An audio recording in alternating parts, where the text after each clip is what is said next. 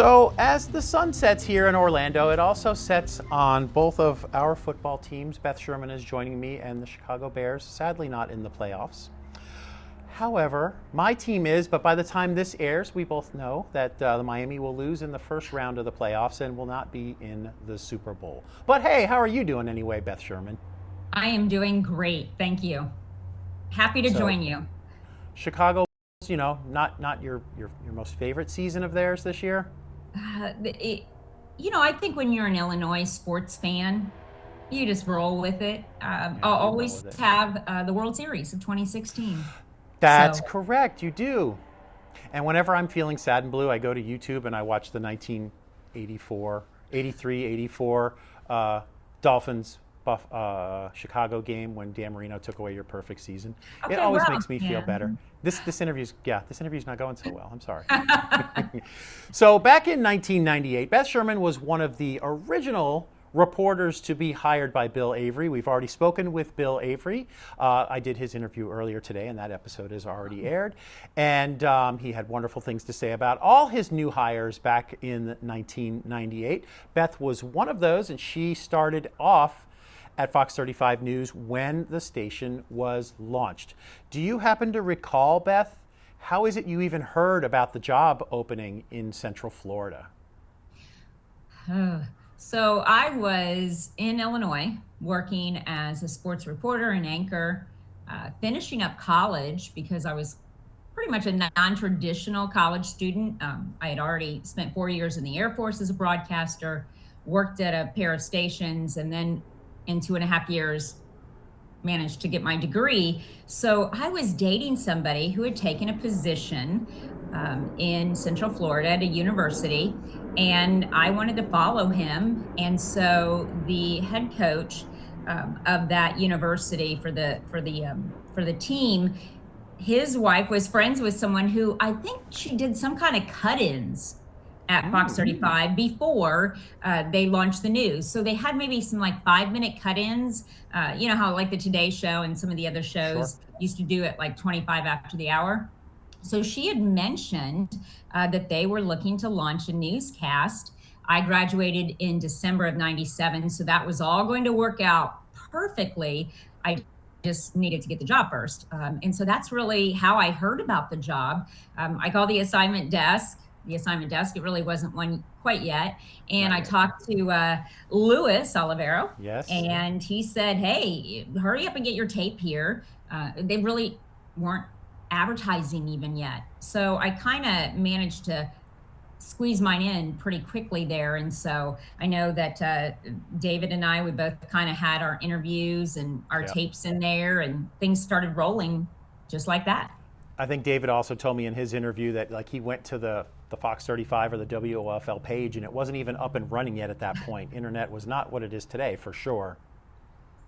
Absolutely. And I really was kind of, relying on other people to give me information and just really hoping for the best because my background at the time, like I said, was sports. But I was applying for a general assignment reporting job. And I knew it was a really big leap from where I was in a very small market to Orlando, which I think around that time was market 22, maybe. I think But I so, knew it was yeah. going to be a big leap to try to get a job with them. But in the end, it all worked out. So what did that demo tape of yours look like? Do we see all sports on there? Was there anything else? There was pretty much all sports because that's really what I was doing. In college, I was also doing some anchoring for our college station, doing some radio, and I produced a sports show there as well. So that pretty much was my tape. But I also shot a lot of my own video. And so I Mm. was able to feature some of those kind of warm and fuzzy sports stories that was also able to showcase my shooting skills and editing. And because we started out there as one man bands, that really helped me. So what do you recall about the job interview or actually the first phone call? Did you finally receive a call because of your tape? Yeah, I did. And I remember missing the call. I was in the dentist chair and I think I was getting a root canal of all things. And so then I got home that night or, later in the evening and I had missed this call. And I just remember being kind of devastated that I had missed it. But yeah, I talked to them and I said, I am going to be down there in November for the holidays. And so that's when they scheduled that interview. And I remember the interview, just kind of meeting Bill and Lewis and seeing the newsroom, which really wasn't a newsroom yet. Everything was kind of chaotic, and they were showing us some of the equipment. And I remember seeing these cameras, and they were so small compared to what I was using at that ABC station doing sports. I mean, These are the new digital cameras like DVC. Yeah. So I just remember thinking, oh, wow, that's going to be a breeze to shoot with that, those smaller cameras compared to what I was shooting. So did that interview, and it didn't take too long before I found out I had the job. And that's really where, everything started rolling, especially for me, since, like I said, I was finishing up college and trying to get my affairs all in order so that I could move. So you didn't have to fly in for the job interview. You were already in for vacation, you said? You were there with family, or? Yeah, so we just kind of worked it out because I was going to be in that area. They said, great, let's just do the interview then. We did come back again before we officially started. We did kind of like this breakfast. I think it might have been like a holiday breakfast. And some of us who were going to be part of that news crew were invited for that as well. I think David said something about that in his interview. I forget if it was part 1 or part 2, where he said there was like this little breakfast after the fact, and all of the new people were kind of just talking to each other and just kind of feeling things out. And then shortly after that, he got the call back saying that we'd like to hire you. Was it something similar like that for you? No, because I remember the breakfast or that holiday event or whatever that was. I really think it was some kind of holiday event. I remember I was already hired. And the reason why I know I was hired was unfortunately, not too long before that, at a going away party for me that was thrown by some friends, I suffered a dog bite to the face. What?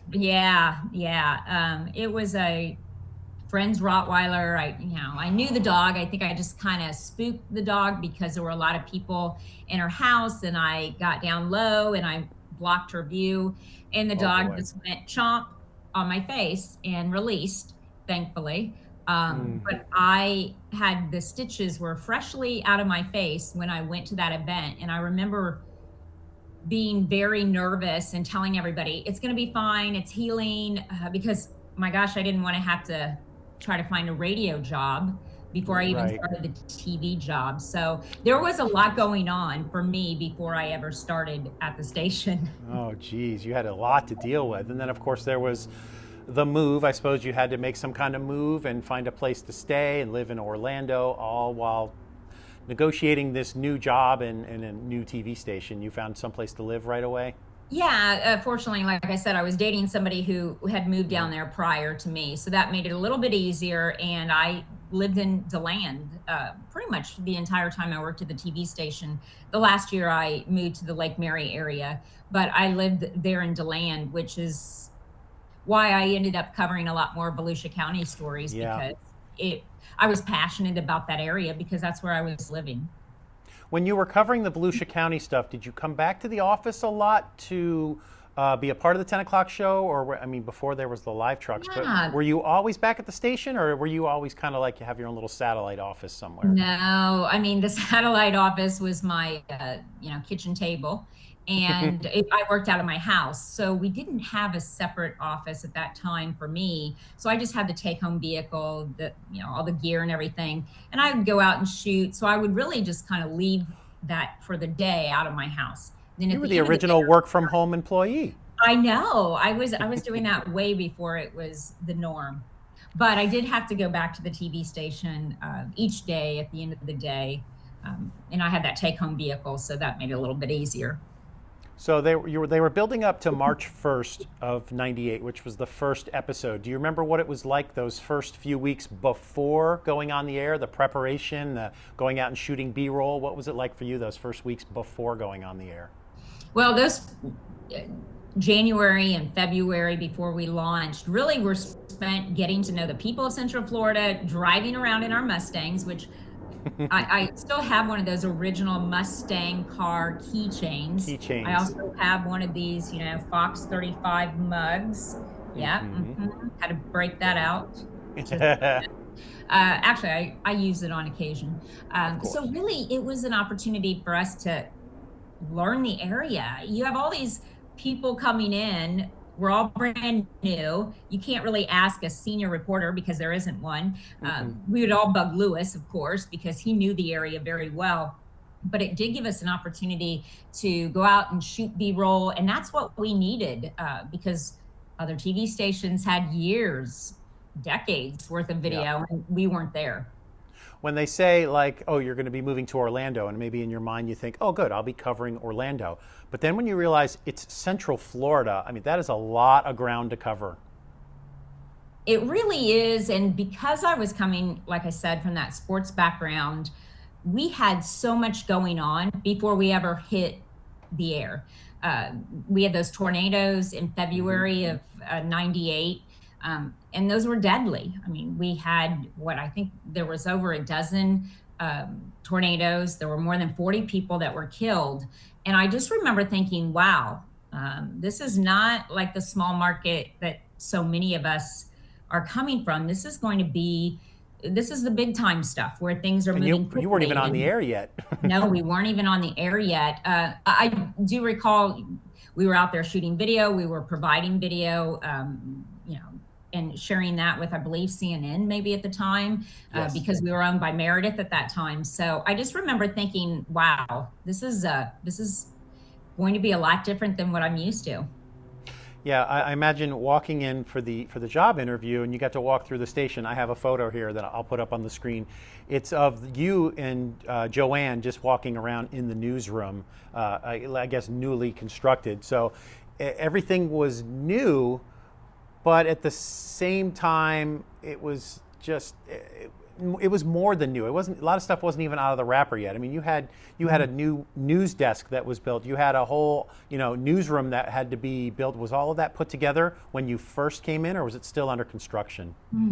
I think there were still some things that definitely were not done. And I remember when I initially went for that interview, there definitely were a lot of things that still needed to be done. But yeah, I mean, I think it was just kind of for us, it was just all part of it because we were kind of getting associated with everything that was going on. And so we didn't really even think twice about it. When you got to go out on a story in the beginning, did you have a photographer with you, or were you shooting and editing your own stuff? No, I was shooting and editing pretty much everything myself. Again, kind of getting used to what it was like to do that.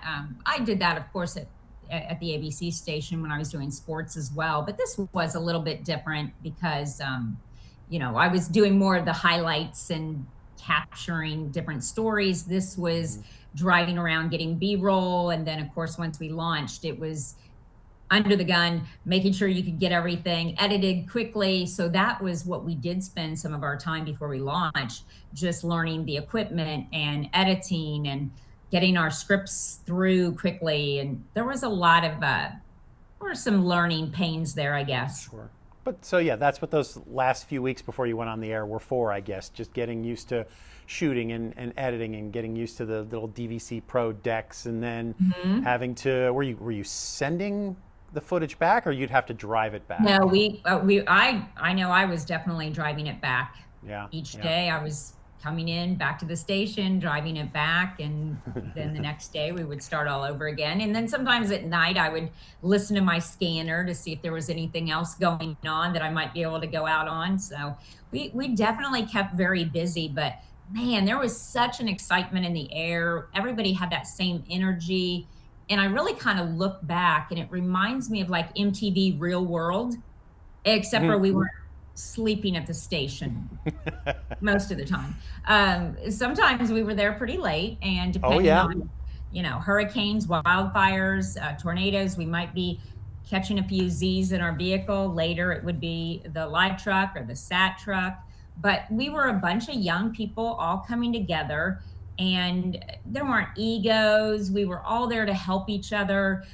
It was a lot of fun. It I definitely think was you were a lot of a fun. you were a tight-knit community of just 7 to 10 people who were all about the same age. You were all experiencing the same thing, which was working at a brand new station. And from the interviews that I've had with Bill Avery, I've also spoken with Steve Ofield. He says hello, and of course David Martin.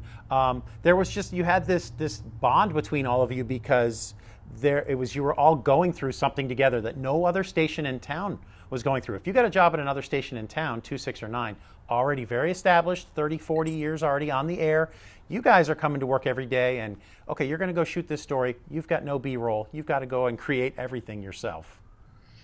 And there were some, like I said, there were growing pains. There were some struggles early on because we were all kind of getting used to everything. But the good news is we didn't have a ton of time to fill.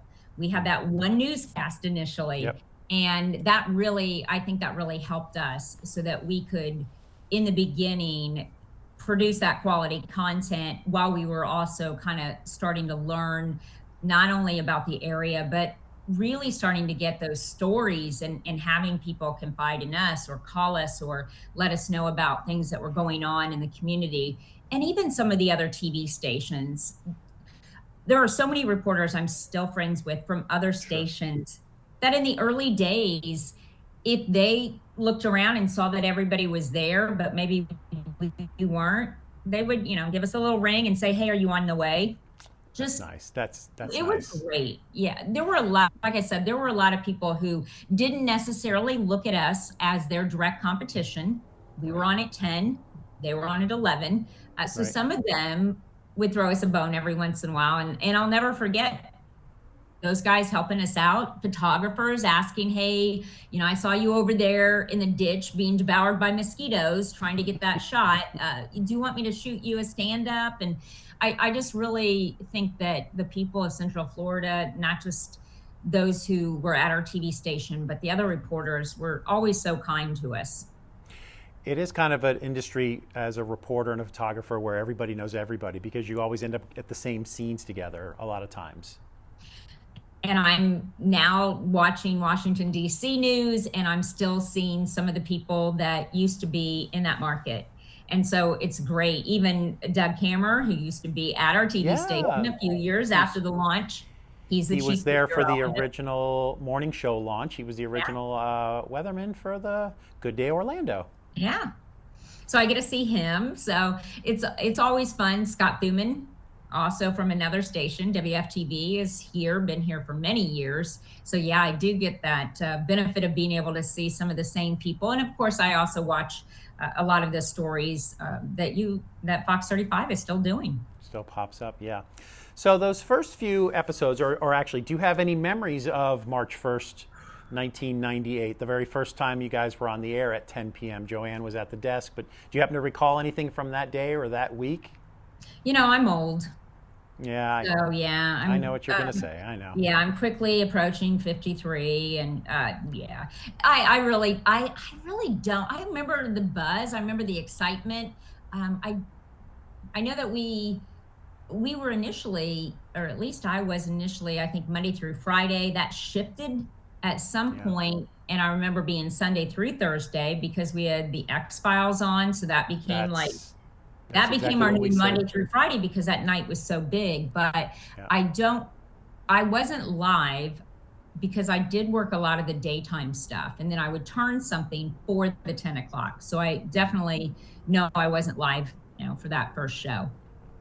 It seems like such a long time ago, and I don't work there anymore, but I still miss those days where we would go to the 2 o'clock meeting and we would have 8 hours to put together a half-hour show. Yeah. But also that meant you had to be very particular about the minutes that you have. They're only going to give you a minute 20 maybe for a package that you have to go out and shoot.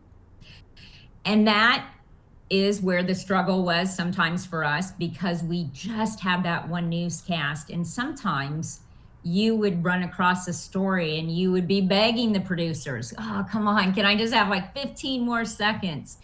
Because we would have a fabulous story. And so you really learned how to be very tight and concise with your reporting because we didn't have a lot of shows to fill. So you really might only have that one shot at telling that story in the newscast.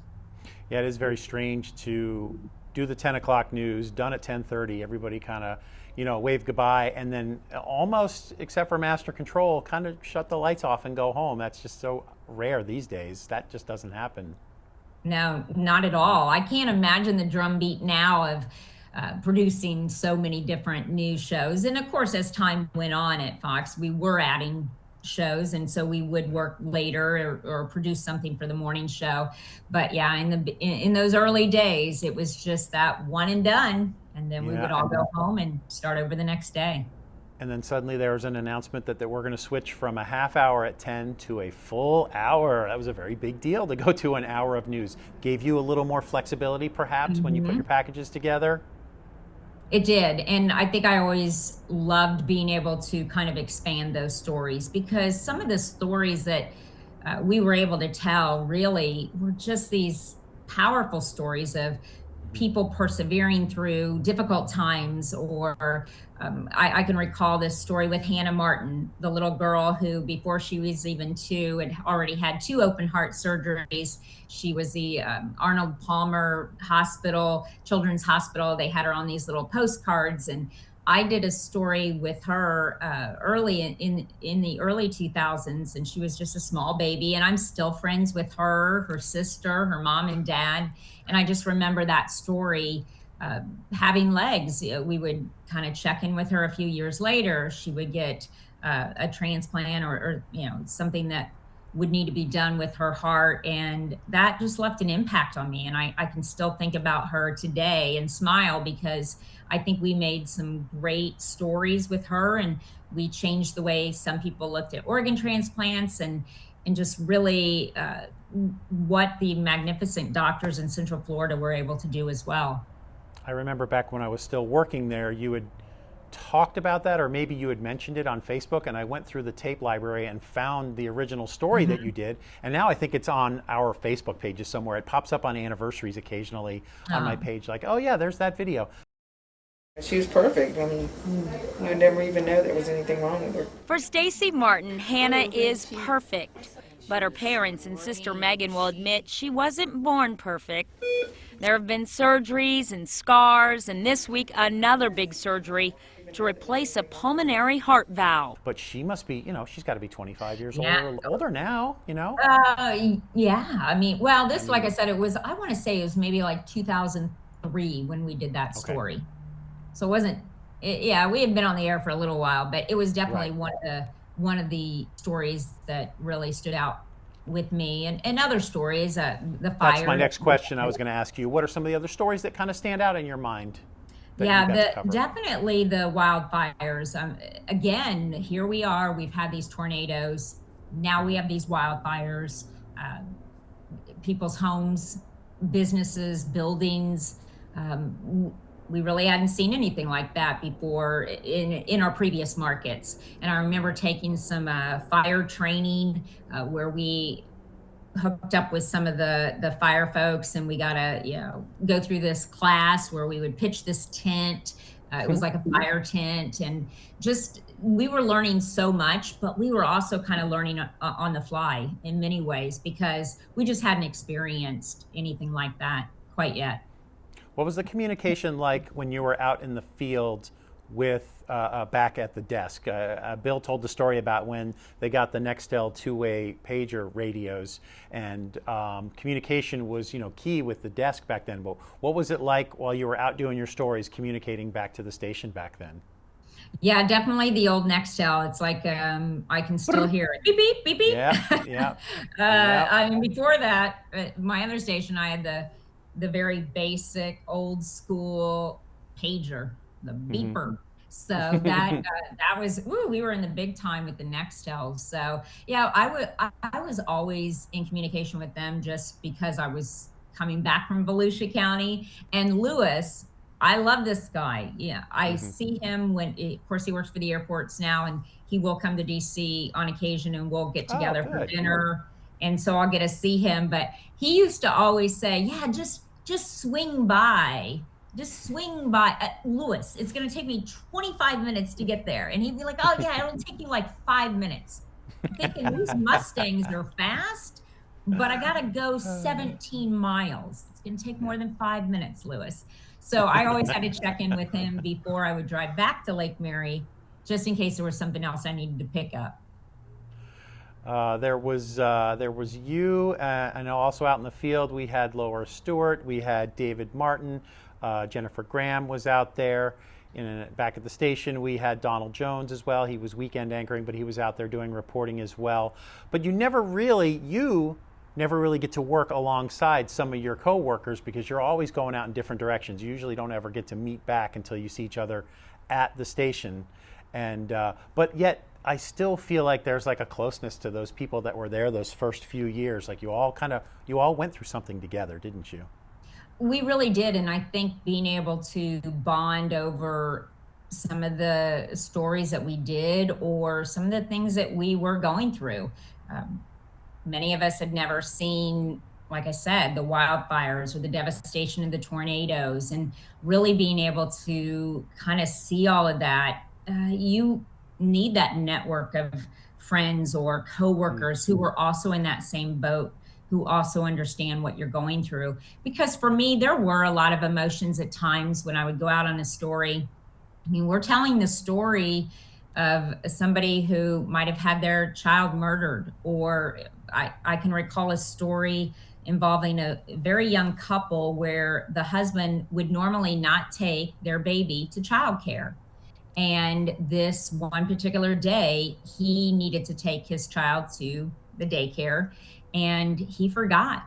It was not his normal routine. His normal routine was, I think, to go and get some kind of breakfast and then take this different route to go to work. And that particular day, he forgot to drop off his child.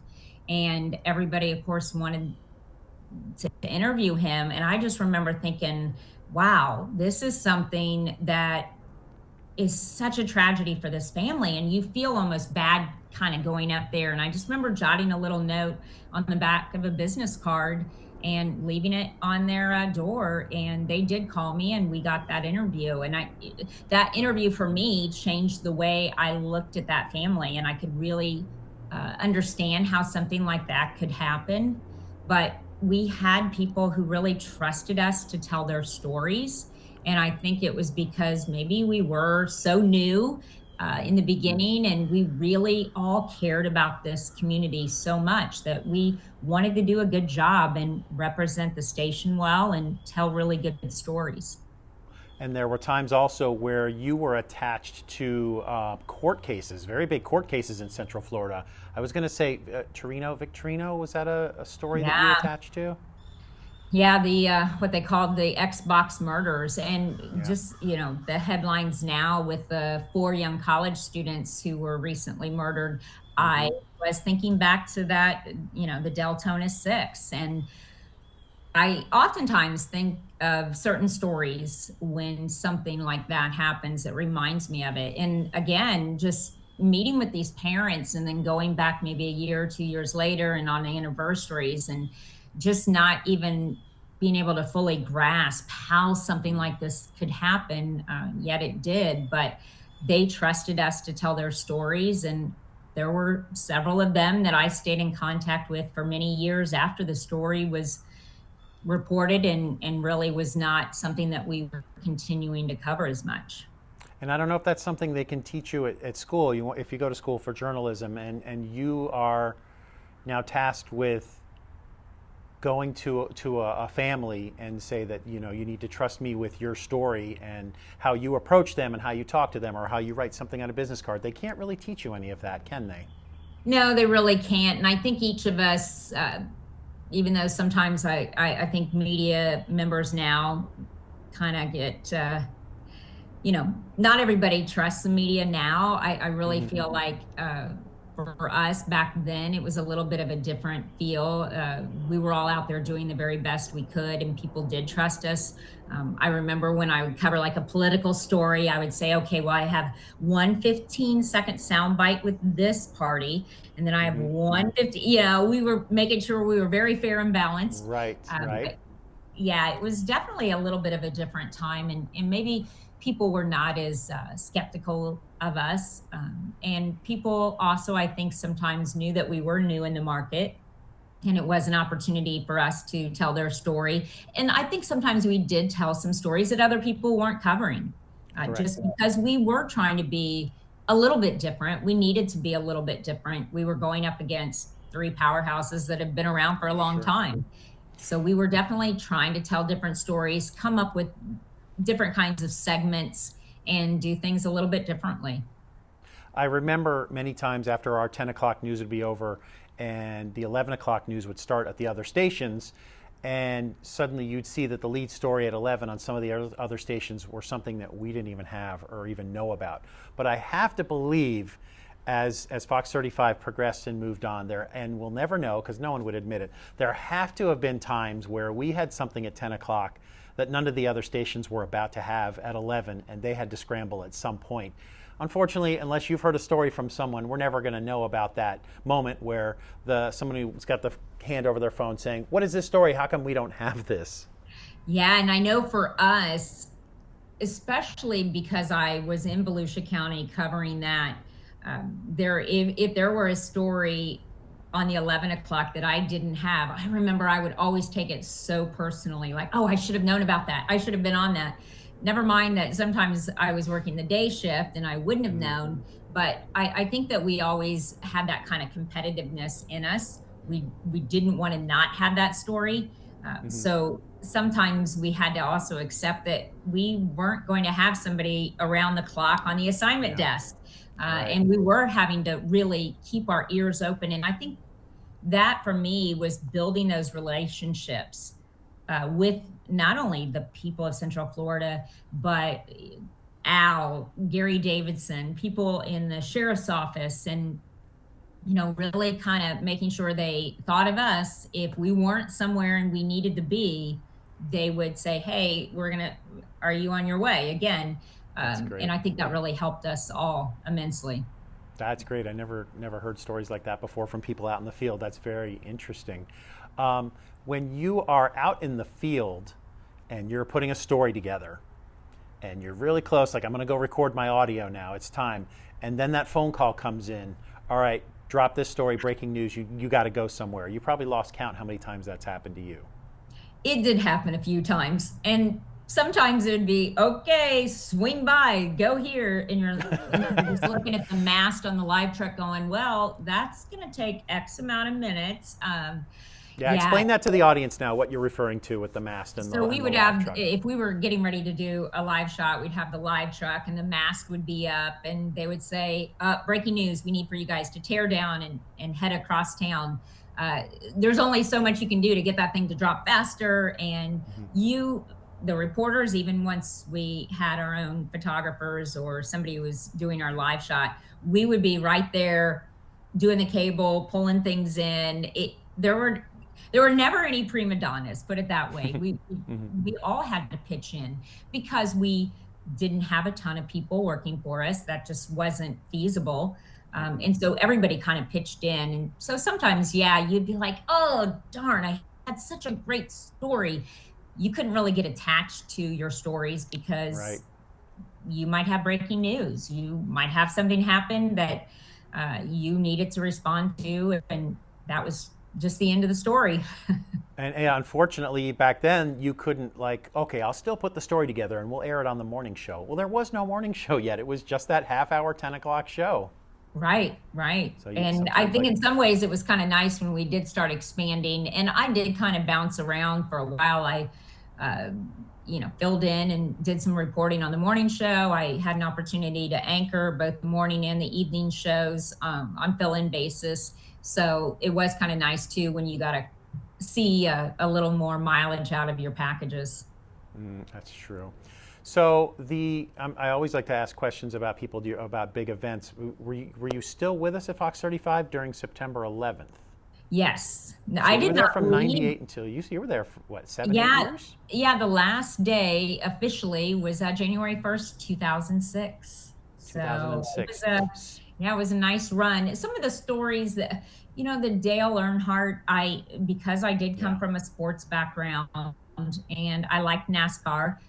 Of course, I loved Indy racing. That was what I grew up with Yeah. because I was so close to Indianapolis, living in central Illinois. So Dale Sr. dying and then covering his wife's case to make sure that the Oh, autopsy the and the photos. autopsy Yeah. pictures, yeah, those photos Oh, yeah. stayed sealed. I mean, she made a lot of things happen and change. And so, yeah, I was there for that. So some of those kinds of stories, like I said, the Deltona story definitely still resonates with me. And I oftentimes think of some of these stories that we did. Oh, definitely. I almost forgot about the Dale Earnhardt story. I was there that day. I wasn't too up on racing, and we heard about the car crash, and then they said that Dale Earnhardt had died. And I was sitting in the edit bays, and that's where that side door was. And the side door opened up, and Janice Jones comes in, and she could see there was a lot of motion going on. And she's like, "What's going on?" I said, "Dale Earnhardt died in the crash." And she said, "Which one?" And that's when I realized, oh, I didn't even know if it was junior or senior. Yes, I wasn't senior. paying attention enough to know that it was Dale Earnhardt Sr. And we had people at the track that day. I remember Brad and Melissa and the promotions department were all out at the track to watch the race. They all had to come back and be at the anchor desk then, because that was clearly breaking news, wall to wall, maybe no commercial break type situation. Did you get sent out that day of the race? Do you remember? Yes. And then, so I want to say that next day after, we must have been doing a morning show, because I remember being out there, and I still have like the newspapers from that next day. And I had been out at the race that day and had picked up some of the, like the program guides and the race car for that year. And I saved all of that just so I would have it. But yeah, that was a big moment, of course, in sports history. And we covered that as quite a bit. Yeah, and I mean, the race was on Fox that year, I'm guessing, so that's why we were there. And it was a very big deal. It was kind of our story if we were able to jump on it, and we certainly did. And so that was, Dale Earnhardt and NASCAR. Back, I was asking originally about September 11th and getting the call that day saying, hey, you need to come in. And, I come in, and then there's all this is going on. And Penn Holderness is sitting at the anchor desk, which was very odd to see the sports reporter there, because we didn't have anybody maybe at the time to cover it. And then I don't even remember if there was a 2:00 meeting that day. It was just that all of you reporters just got sent in different directions. David had a story with an airline stewardess who normally was on that flight. And do you happen to recall what you got sent to do that day? So I was sitting in the parking lot of the Daytona Beach Airport when it happened. And I was going to be covering a story there at the airport. And I believe it was on the use of dogs because of bird strikes at the airport. And that was, they were going to unveil something early in the morning. There was going to be like a press conference and a show and tell. And that's where I was at the airport. And I was just sitting in the car listening to the morning news before I was to go in. And that's when it unfolded. And of course, immediately people were being sent different places so that we could cover it. And so, yeah, a lot of memories, any anniversary of that, I think back on it as well. So did you end up staying at the airport for a while to shoot a story there, or did you get sent somewhere else? I ended up going back to the station, and we were regrouping because we weren't allowed to go into the airport. Everything kind of started changing. So they canceled that presser. And so we ended up kind of regrouping and then going back out, but definitely an impactful event. I was talking with Bill Avery when I interviewed him about some of my most favorite moments at Fox 35 would be the 2 p.m. meetings, because that was the one time where we would all get to be together. And I told him my first memory of him was just him kind of leaning back in his chair with his hands back on his head, asking everybody, so what do you want to do today? What do you guys want to do today? And just think about just a newsroom today. If a news director said to a reporter, what do you want to do today? I imagine that doesn't happen anymore. So what he was saying was he was giving you the opportunity to express your ideas for stories. Do you feel like you had a lot of freedom there in the beginning when it came to storytelling? Yeah, we did. And we had a lot of opportunities, like I said, to kind of do stories that were a little bit different. David Martin and I going out in Daytona Beach, getting video, and I mean, coleslaw wrestling. Great. Sign us up. We'll go cover it. I can vividly remember some of the things that we were out there shooting. And sometimes we would be out there when we weren't working because we loved going out and covering the stories and getting the video. And so sometimes we would tag team on different things, and we were technically off the clock and we were still out there kind of covering the news. So yeah, we had a lot of flexibility there to cover some of those stories. And then of course we had other opportunities down the road to go out to LA to cover American Idol and just do some different kinds of stories that I don't know if we could get away with doing those same kind of stories today.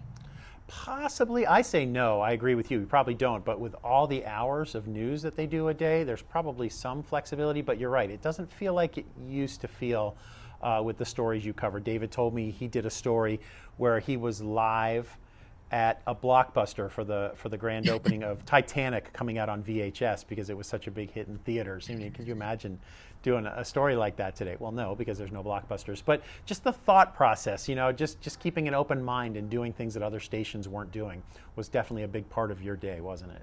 It really was. And then also kind of trying to find those different stories or maybe different angles of stories. One of the other big stories, of course, we all learned what a hanging chad was. Oh, boy. The election. That was, I remember going to in Volusia County, there was crime scene tape around one of the, I guess, one of the election places, or it might have even been like the main building. But we had lots of drama going on, and we got to be very friendly with some of our newspaper reporter friends because of that. Again, we were all covering the same story, all relying on each other to make sure that we kind of knew what was going on. Like I said, we worked with so many awesome people who were there to be helpful. We would help others.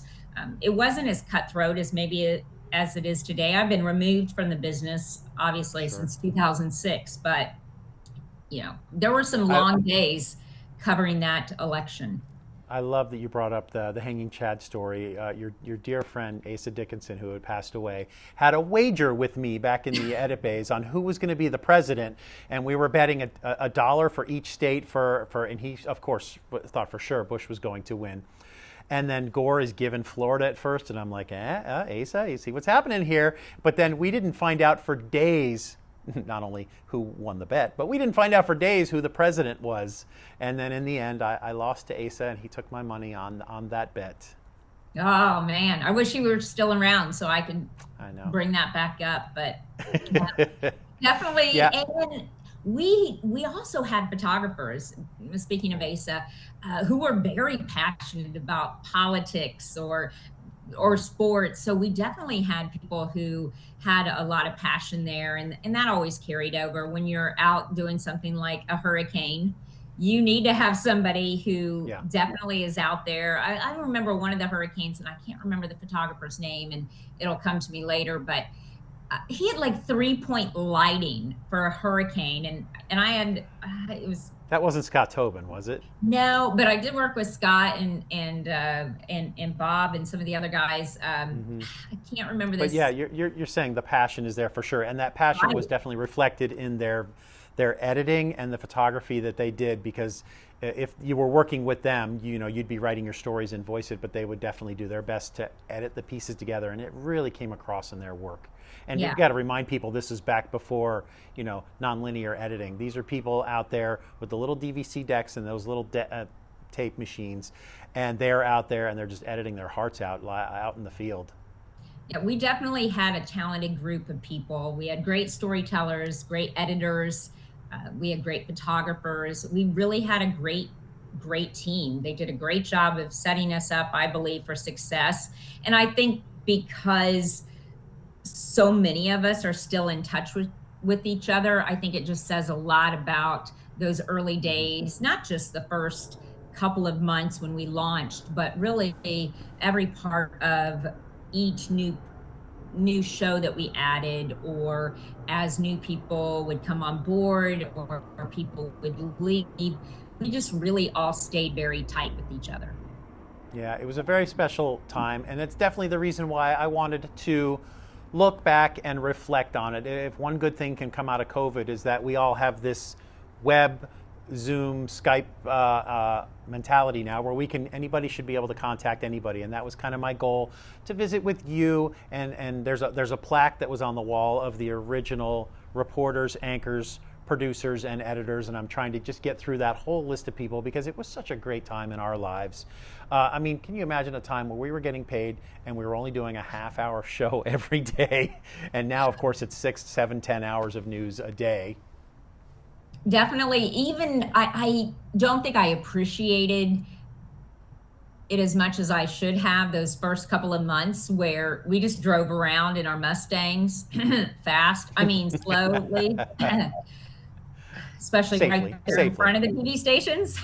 But boy, those days were really good. I wish I would have just kind of enjoyed them a bit more before we hit the ground running once we started doing our newscast. But yeah, I look back on that time, and it was a magical time for all of us, I think, and just so much fun. I love Central Florida still.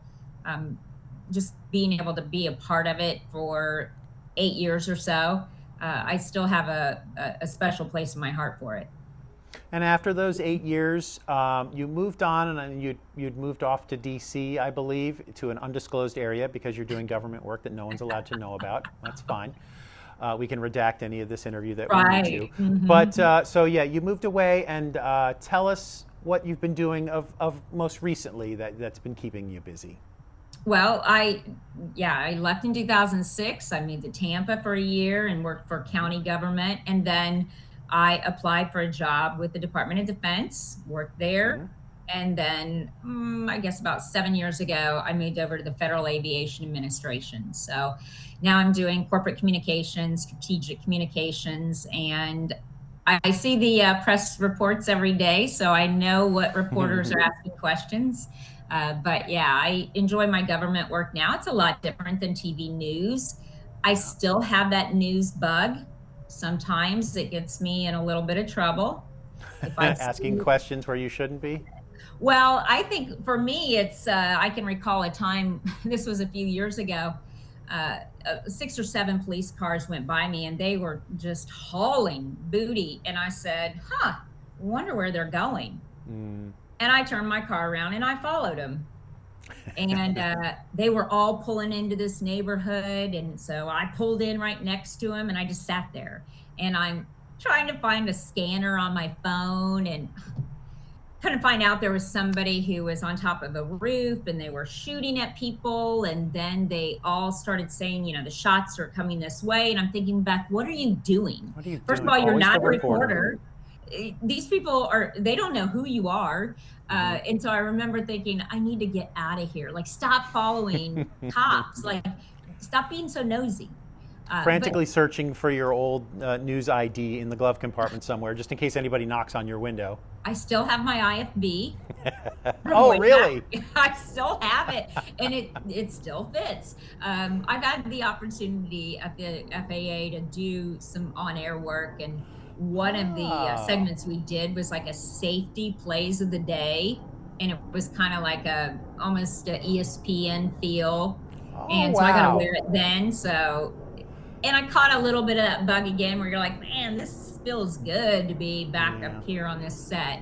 But then I remember how much I, like my nights and weekends off. So it's very short-lived, but I still do care about the news, and I still want the very best for all the people who are still in the business. We need good journalists out there still.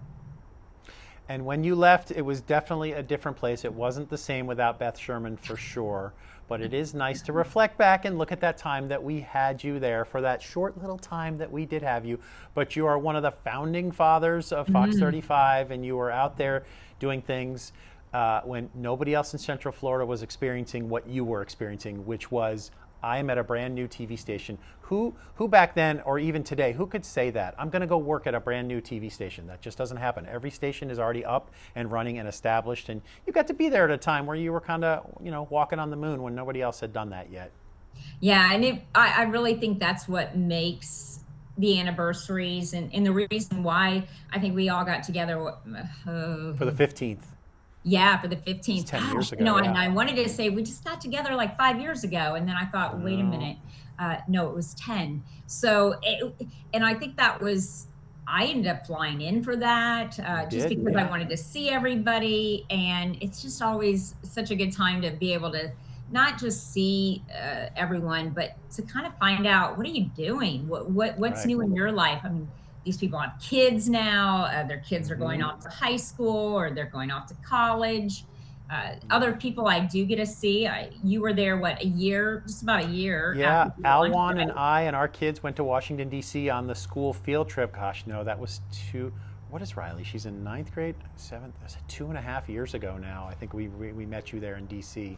Yeah. For just she was a fifth grader going to sixth grade, and the fifth grader, safety patrol field trip to Washington. So we got to meet up with you. Now I have to put that picture up on the screen, so I'll do that now. We're news director at Fox 35, Alwan Rogers, who is still there. He's put in his 20 plus years now, and myself and our kids met with Beth Sherman, who, if I recall, even gave the kids a little money and says, go buy something nice for yourself while you're in D.C. Yeah, I remember. Yeah, and so I love seeing all the stories now with people who worked there back then, and just being able to kind of see what they've done with their lives. Everyone has gone on to do such great things. Or David Martin.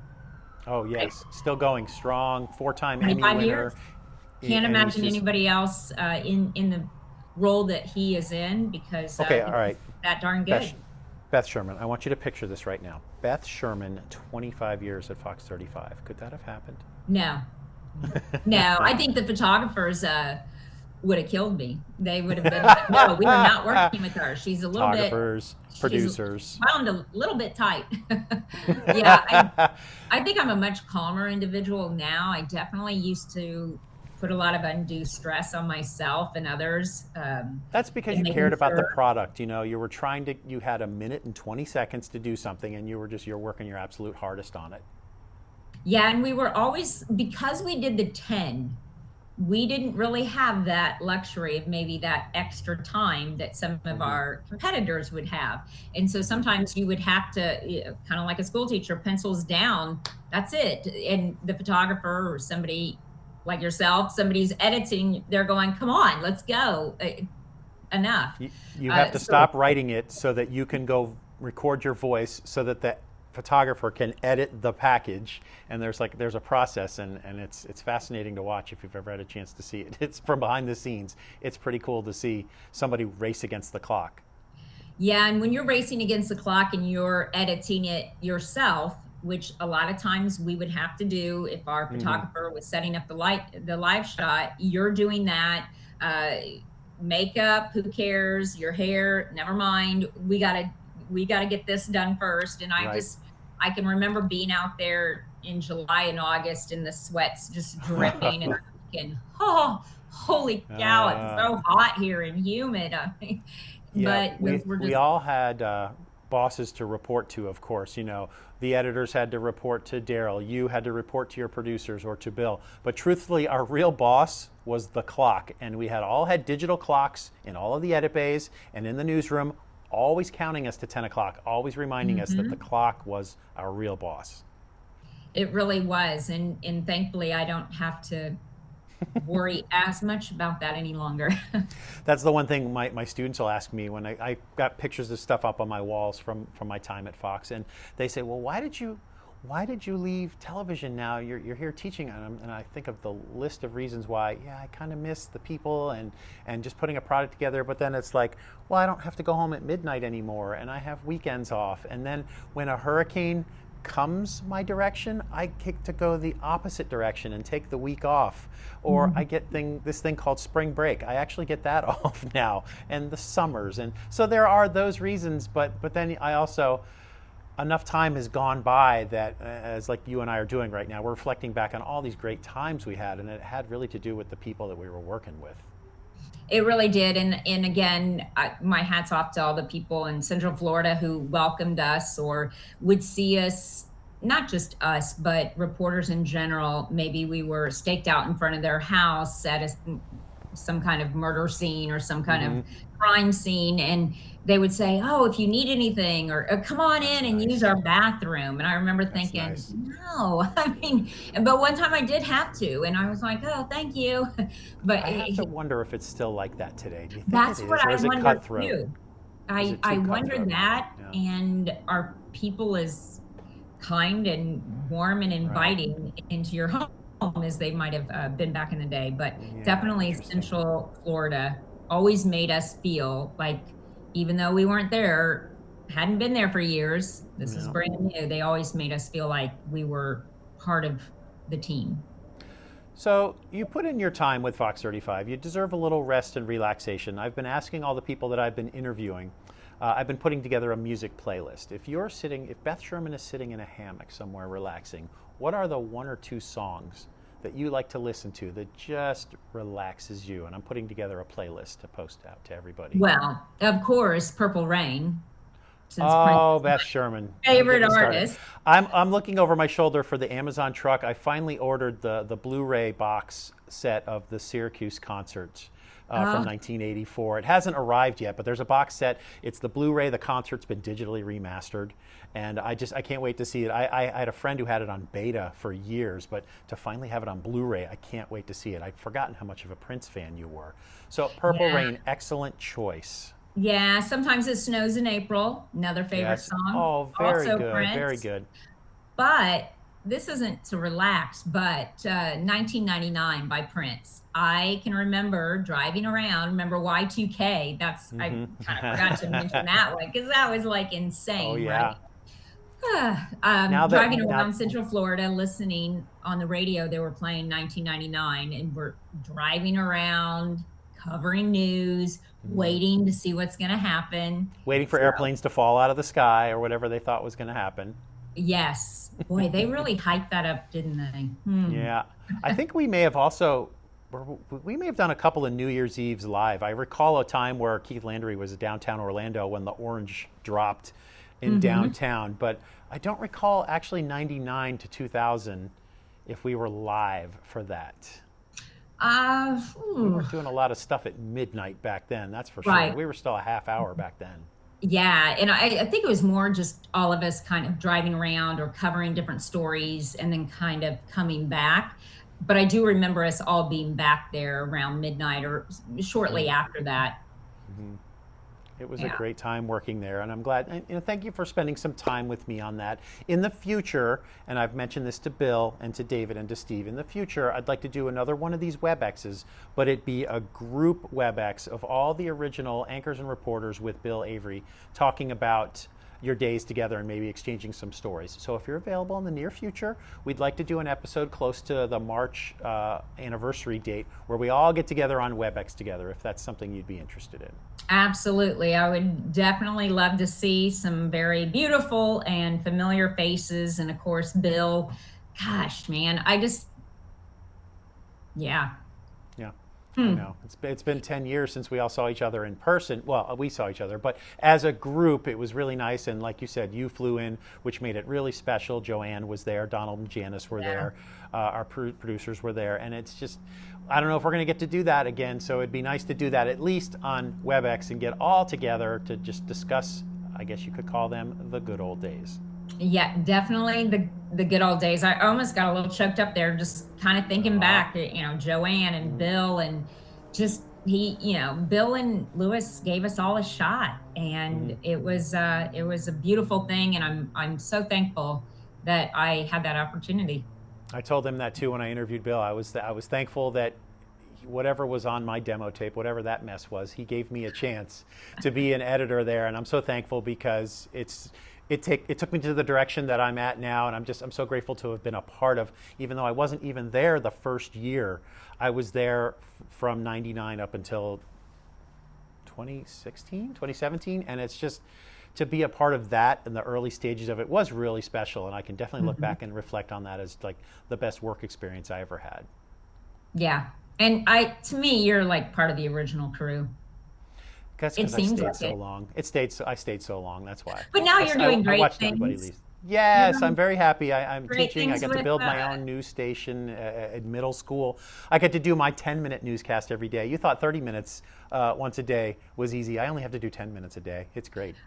Well, I do feel like the kids who are in those classes are really getting a rare opportunity to at least learn from somebody who truly understands the business. Yeah, I got to see the ins and outs of it, and I'm happy to share those stories, most of those stories, Yes, with the most kids. of those stories. Most of those stories, good.